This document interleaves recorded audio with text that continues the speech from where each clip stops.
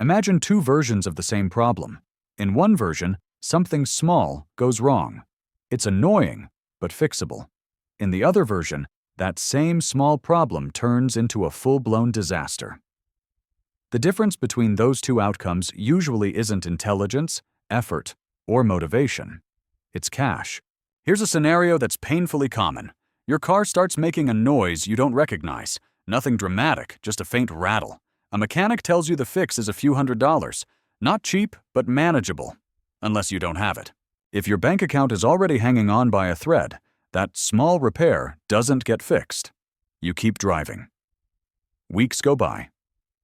The noise gets louder. Eventually, the car dies at the worst possible time.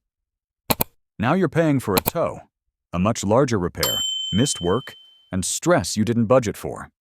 That original $300 problem quietly balloons into thousands. This isn't bad decision-making. It's not laziness, it's math. There's a hidden rule of money that almost nobody explains clearly. The less money you have, the more everything costs. And once you see it, you can't unsee it. Most financial advice starts from the wrong assumption. It assumes everyone has slack. It assumes you can just plan better, cut a few expenses, or be more disciplined. But discipline doesn't change prices. Cash does. When you have money, you get access to better deals, better options, and better outcomes. When you don't, you're forced into short-term fixes that are more expensive over time. Think about everyday purchases. Buying in bulk is cheaper. Everyone knows that. But bulk requires upfront money. If all you can afford is the smallest option today, you pay a higher price per unit. Not because you want to, but because that's the only option available. This shows up in groceries, household supplies, school clothes, phone plans, everything. It's not that being broke makes you irresponsible. Being broke locks you out of efficiency. And that penalty compounds. Nowhere is this clearer than in banking. If you keep a healthy balance, the system treats you gently. Fees disappear. Perks appear. You're rewarded for stability. But if your balance is low, the margin for error is razor thin. One forgotten charge. One timing issue. One automatic payment hitting a day early.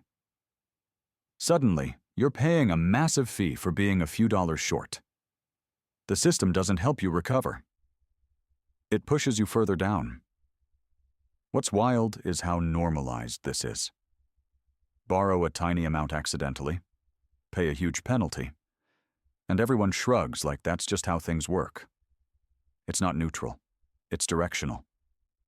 Money flows upward through these mechanisms. Then there's the psychological side. The part that doesn't show up on spreadsheets. When money is tight, your brain doesn't operate the same way. Constant financial stress consumes attention. It narrows focus. You stop thinking long-term, not because you're careless, but because your mind is stuck in survival mode. That's why people under financial pressure often make choices that seem irrational from the outside. High-interest loans, convenient spending, desperation moves. It's not a character flaw. It's bandwidth collapse. When every decision feels urgent, you lose the luxury of optimization. This is also why buy-quality advice often misses the mark.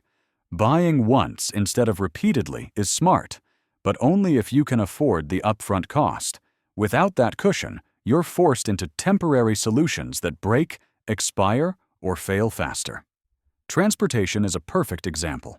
Reliable options are cheaper in the long run, but they require savings or decent credit.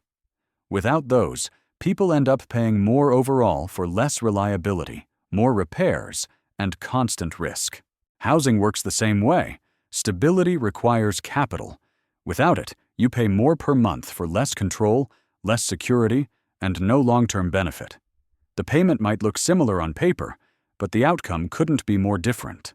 And then there's time. The invisible cost no one talks about.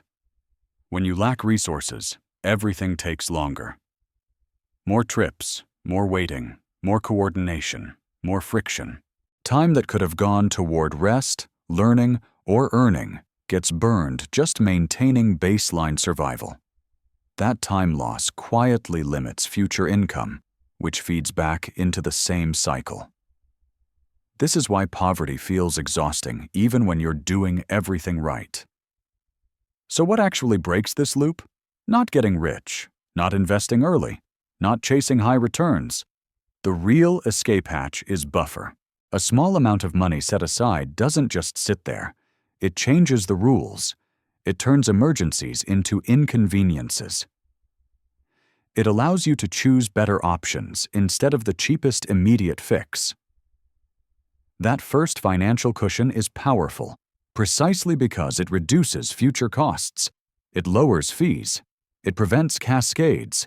It gives you leverage. Once you have a buffer, you stop paying the panic tax. From there, the smartest financial moves aren't flashy. They're defensive. Paying off high-interest debt.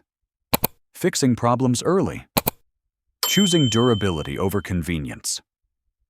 You start evaluating purchases by total cost over time, not just the monthly hit.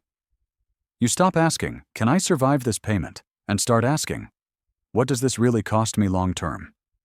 That mindset shift is quiet, but it's everything. The system thrives on people who can't pause, can't plan, and can't opt out. When you build even a small amount of flexibility, you become harder to extract from. This isn't about blame, it's about mechanics. Once you understand that financial stress comes with built-in penalties, you can stop shaming yourself and start targeting the penalties directly. You don't fix everything at once. You pick one leak, one recurring cost, one trap that's draining you disproportionately. And you attack that first. That's progress. Slow, uneven, frustrating progress, but real. And over time, those small wins stack. The pressure eases. The options widen. The math finally starts working in your favor. Not because the game became fair, but because you learned how it actually works.